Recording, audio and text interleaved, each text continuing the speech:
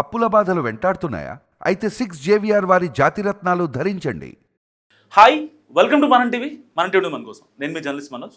So ఈ video మతాలకి అతీతంగా, సో ఏ మతం మీద ప్రేమ లేకుండా మాత్రమే ఈ వీడియో చూడండి. ఎందుకంటే ఇక్కడ హైదరాబాద్లోని సైదాబాద్ స్కూల్లో ది సక్సెస్ స్కూల్ అనే ఒక పాఠశాలలో ఎంత దారుణంగా ఒక ముస్లిం టీచర్, ఎందుకు ఒక టీచర్ని ముస్లిం teacher, Christian teacher, Hindu teacher అనకూడదు, కానీ ఇక్కడ ఎందుకు స్పెసిఫిక్గా మెన్షన్ చేశానంటే, కొంచెం జూమ్ చేసుకో కెమెరా, కనిపిస్తుంది కదా, రీడ్ సురాహ ఫాతే, యా ఇది. అండ్ ఏదైతే కంప్యూటర్ని మొత్తం కొట్టేసింది అనమాట.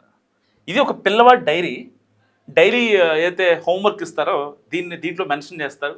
వెడ్నెస్డే అని, థర్స్డే అని, ఇక్కడ పేరెంట్స్ సిగ్నేచర్ ఉంటుంది, అందరూ స్కూల్లో పెట్టే ఉంటారు.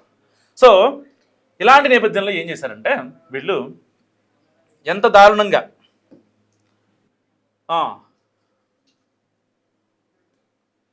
రీడ్ కల్మా కనిపిస్తుందా, రీడ్ కల్మా, ఖురాన్కి సంబంధించిన మత గ్రంథాలను చదవండి అని చెప్పి చాలా స్పెసిఫిక్గా వీళ్ళు మెన్షన్ చేశారు. ఆవిడెవరో కూడా చూపిస్తా మీకు. So the school success school ఇది. సో ఇది సైదాబాద్లో ఉంది. కట్ చేస్తే ఆవిడ్ని టర్మినేట్ చేశారు స్కూల్ నుంచి. సో ఇది ఒక్కసారి మీకు వీడియో చూపిస్తే ప్రయత్నం చేస్తా, ఇంకా క్లియర్గా ఉంటుంది.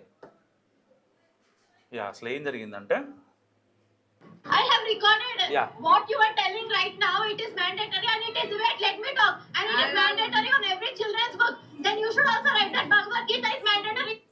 సో ఆవిడేమని అడుగుతుందంటే, ఆ సెకండ్ క్లాస్ పిల్లవాడి తల్లి ఆ కల్మరాయం చదవమని చెప్పింది కదా, చదవాలి అండ్ రాయాలి కూడా, పఠించాలి అని చెప్పింది. సో వాళ్ళమ్మ ఎవరైతే ఉందో అడుగుతుందన్నమాట, ఇది నిజంగా ఖురాన్ కల్మా ఇవన్నీ మ్యాండేటరీయా, మరి మీరెందుకు భగవద్గీత రాయమని చెప్పలేదు అని మాట్లాడుతుంది. సో నిజంగా ఆబ్వియస్లీ ఆవిడ మాట్లాడుతుంది కూడా పాయింటే. ఇంకా విందాం ఆవిడే. Wait, excuse me. पहले भी लिखा था strike off क्या है previous paper में. I am not going to leave this name. మొత్తం ఇలా కిస్సా. It is not mandatory for us. Get every diary, each and every diary. No. Actually teacher రాయడమే తప్పు, రాయొద్దు, ఎందుకు రాస్తారు? యాక్చువల్గా వాళ్ళ క్లాస్ టీచర్ ఈవిడ రాసిందే కాకుండా మళ్ళీ బుకాయిస్తుంది. నిజంగా తప్పు చేయని వాళ్ళు ఈవిడ అంత స్ట్రాంగ్గా మాట్లాడుతుంటే కనీసం డిఫెండ్ చేయరా? వీడు తప్పు చేయలేదండి, నేను అరుస్తున్నా మిమ్మల్ని గట్టిగా అందరిలో వీడియోలు తీసుకుంటూ మాట్లాడుతున్నా, అక్కడ అందరూ నాకే సపోర్ట్ ఉన్నారు, మీరు తప్పు చేయలేదు అనుకోండి, కనీసం మాట్లాడరా? సో మ్యాటర్ ఇది అనమాట. కట్ చేస్తే బై మిస్టేక్ రాసిందంట మళ్ళీ ఈవిడ. ఈ మహానుభావురాలు బై మిస్టేక్ రాసిందంట. ఒకసారి వాళ్ళ అమ్మ మాట్లాడిన మాట విన్నాం. నా పేరు సుప్రియా గౌడ్. మా నెఫ్యూ అంటే మా అక్క వాళ్ళ బాబు స్కూల్ నుంచి నేను పికప్ చేసుకోవడానికి వెళ్ళినుండే అనమాట. స్కూల్కి వచ్చిండో, ఇంట్లో కూర్చుండో, డైరీ చూపించిండో హోంవర్క్ చేయాలని చెప్పేసి.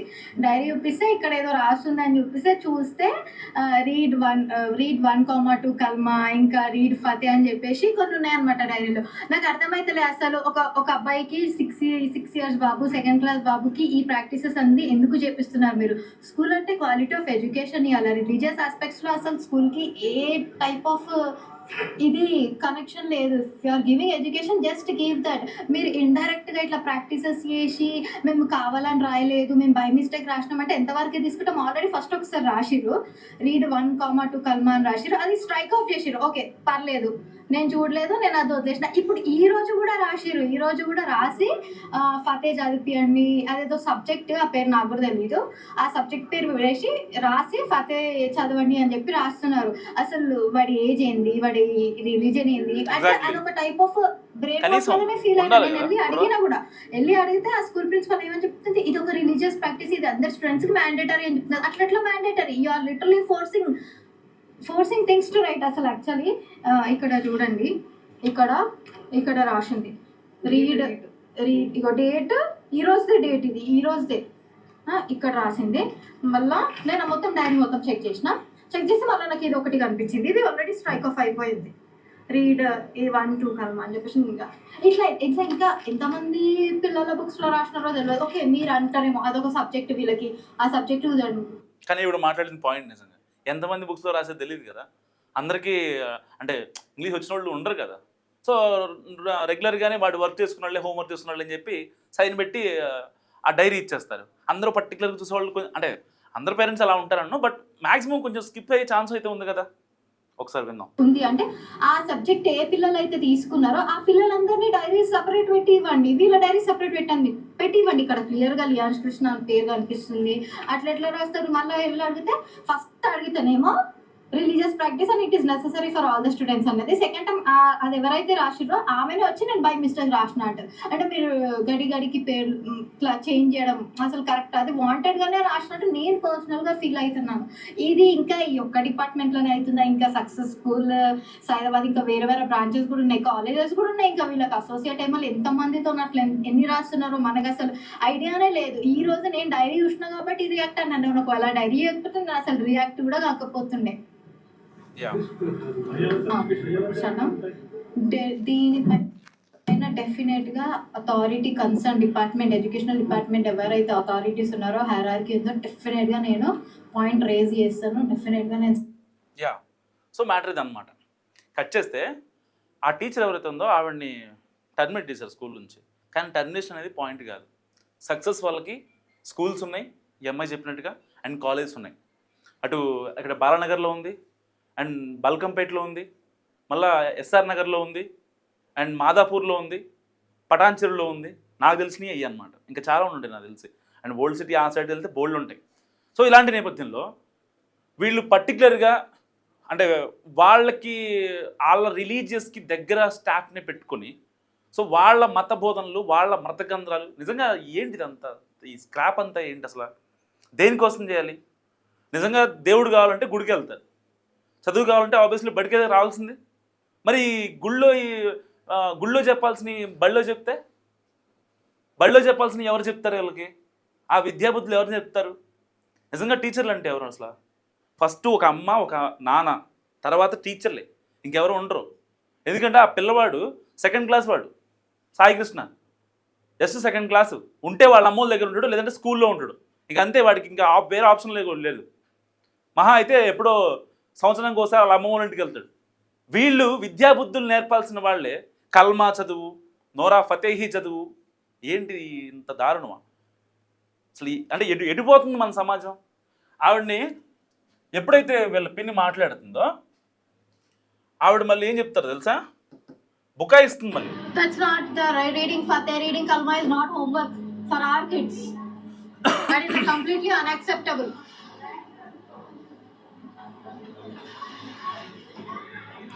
మార్నింగ్ స్కూల్ దగ్గరికి వెళ్ళినప్పుడు ఏదైతే ఈఎంఐ ఆల్రెడీ రాసిందనమాట.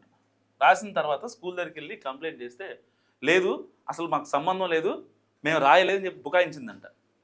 మా పిల్లాడు చదివేది మీ స్కూల్లో, మా పిల్లాడి స్కూల్ టీచర్ మీరు, క్లాస్ టీచర్ మీరు, ఇంకెవరు రాశారు అని అప్పటికప్పుడు ఆ స్కూల్కి సంబంధించినటువంటి అడ్మినిస్ట్రేషన్లో వాళ్ళ హెచ్ఎంకి కంప్లైంట్ చేసి ఆయన ఆధారబెదర రమ్మని చెప్పి అప్పుడు స్టాఫ్ మీటింగ్ పెడితే నిజం.